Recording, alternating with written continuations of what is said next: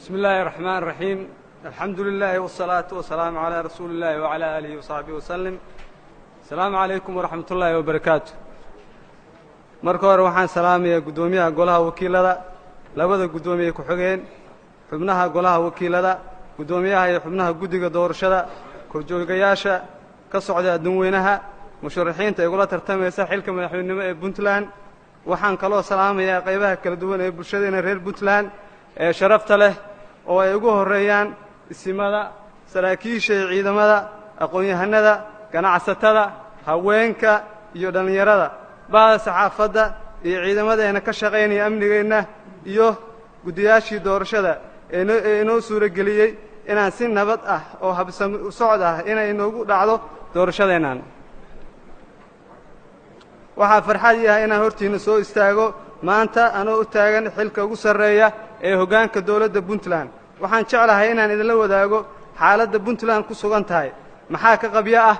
maxaase hagaagi waayey muddadii ay Puntland jirtay, iyo barnaamijkeega siyaasadeed oo dhammaystiran oo lagu saxayo wixii qaldamay laguna hagayo siyaasadda Puntland 5 sano ee soo socota. xildhibaan taariikh nololeedkeyga iyo barnaamijkeega siyaasadeed oo dhammaystiran oo aqrin kartaa buuggii aan idinla wadaagay. waayo aragnimadeeda shaqo waxay u badan tahay dhinaca ciidanka, waa tan maantay Puntland baahida ugu badan u qabto. waxaan leeyahay khibrad ciidan, khibrad shaqo dhinaca hoggaaminta ciidamada militariga iyo xoogagga amniga Puntland muddo dhan 14 sano. waxaan soo noqday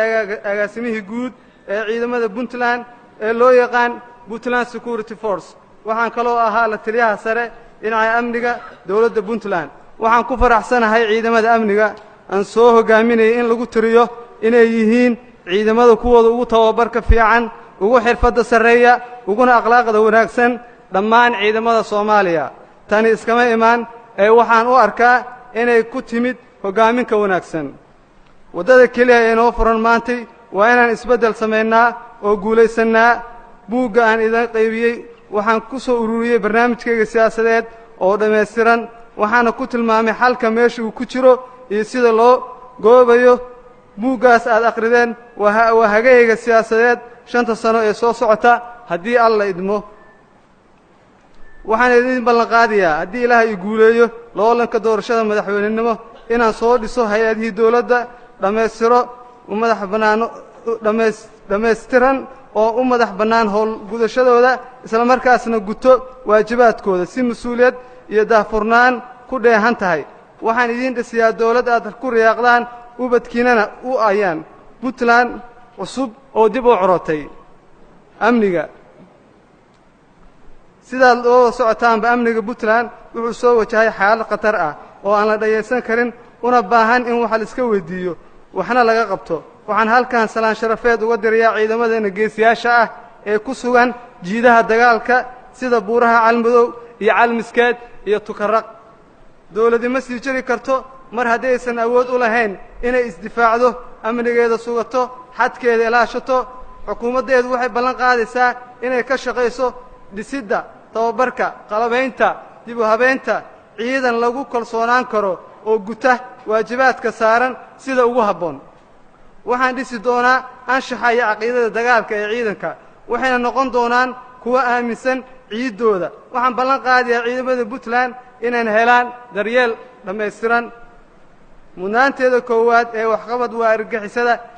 inaan ka cirib tiro Puntland, Soomaalidiidkana ka saaro deegaanada Puntland oo ay xoogga ku haystaan. marnaba ma ogolaan doono, mana aqbali doono Puntland kala maqan. Puntland tii weyneed waan soo celin doonaa insha Allah. soo celinta dhulka maqan kuma xirna rabitaankeyga ee waajib dastuuri ah oo isaaran. la dagaalanka argagixisada waxay u baahan tahay in wax laga bedelo istiraatiijiyadii hore ee u qaabeysneed dagaalka foolka fool ah oo keliya. gulufka dagaal waa inuu hareer socdaa dagaal dhinaca fikirka ah. waxaan awoodda saarayaa horumarinta ciidan sirdoon ah oo u diida cadowga inuu ku dhuumaalaysto gudaha shacabkeena, mana heli doonaan gabaad qariya. dhaqaalaha Puntland maanta waa mid burbur iyo hoos u dhac hareeyey, sixirbarre baacad leh, saboolnimo ba'an, shaqo la'aan, musuqmaasuq baahsan oo curyaamiyey nolosha shacabka. dhaqaalaha waa tiirka udubdhaxaadka u ah dawladda furana u ah adeegga dawladnimo bixiso si dhaqaalaha waddanka loo kubciyo waxaan ka shaqaynayaa ka faa'iidaysiga khayraadka waddanka iyo kobcinta wax soo saarka sida beeraha xoolaha iyo khayraadka badda waxaan dhiirigelinayaa maalgashiga iyo warshadaha yaryar si loogu maarmo wax kasta oo dibadda laga keeno waxaan si dhab ah uga shaqaynayaa fariisinta sicirka sarifka lacagaha qalaadeed ma dhici doonto ganacsato ama xilhayaal xukuumadda ka mid ah inay isku soo daabacdaan lacag xukuumaddeeduna haddaad ii dhimataan hoggaankeeda waxay dagaal adag la geli doontaa wax kasta oo la xidhiira musuqmaasuqa waddada aan u maraynana waxay tahay awoodsiinta iyo madax bannaanaynta hay-adaha shaqada ugu xilsaaran sida xafiiska hantidhowrka guud iyo garsoorka adeegga arrimaha bulshada mudanayaal iyo marwooyin xoojinta adeegga arrimaha bulshada gaar ahaan caafimaadka iyo waxbarashada waa arrimaha aan doonayo inaan gaarsiiyo dhammaan deegaanada puntland waxaan ka shaqaynayaa horumarinta waxbarashada anoo xoogga saari doona tayeenta manhajka iyo kordhinta miisaaniyadda waxbarashada ay ka hesho miisaaniyadda guud ee dawladda puntland waxaan si gaara u diyaarsanaynaa qorshe waxbarasho oo loogu talagalay ardayda danyarta ah sidoo kale adeegga caafimaadku wuxuu ka mid yahay adeegyada ugu muhiimsan oo ay dawladda ka shaqayn doonto haddii alla idmo waxaan puntland ka hirgelin doonaa isbitaal weyn oo ka maarmi doonta bukaankeenna loo qaadiyo dibadda iyo maamulada deriskana ah cadaaladda waxa ugu weyn ee lagu cabiro horumarka ummadaha waa heerka hadba ummaddaasi ka joogto nidaamka cadaaladda waxaa la yidhaahdaa cadaaladdu waa asaaska xukunka taas macnaheedu uu yahay cadaalad la'aan xukun jiri karaa ma jiro waxaan ballan qaadayaa oo ka shaqaynayaa in cadaaladdu sarrayso laamaha garsoorka noqdaan kuwa lagu kalsoonaan karo loona dhammaystiray wax kasta oo u fududaynaya inay gutaan waajibaadkooda sida ugu habboon maamul wanaagga tan iyo markii la aasaasay puntland doodda ugu weyn waxay ahayd sida maamulka uga tallaabsan lahaa hanaan maamul oo ku dhisan isla xisaabtan iyo daahfurnaan si loo gaaro yoolka waxay noqonaysaa hay-adaha dawladda kuwa iskor joogteeya waxaa laga guurayaa dhaqan siyaasadeedkii madax ka noolka ahaa waxaan ka shaqaynayaa daadejinta maamul iyo in puntland aan hirgeliyo nidaam doorashada ee loo yaqaan qof iyo cod si looga gudbo hannaanka doorasho ee qabiilka ku dhisan shaqaalaha dawladda ciidan iyo rayadba ma dhici doonto in xuquuqdooda la lunsado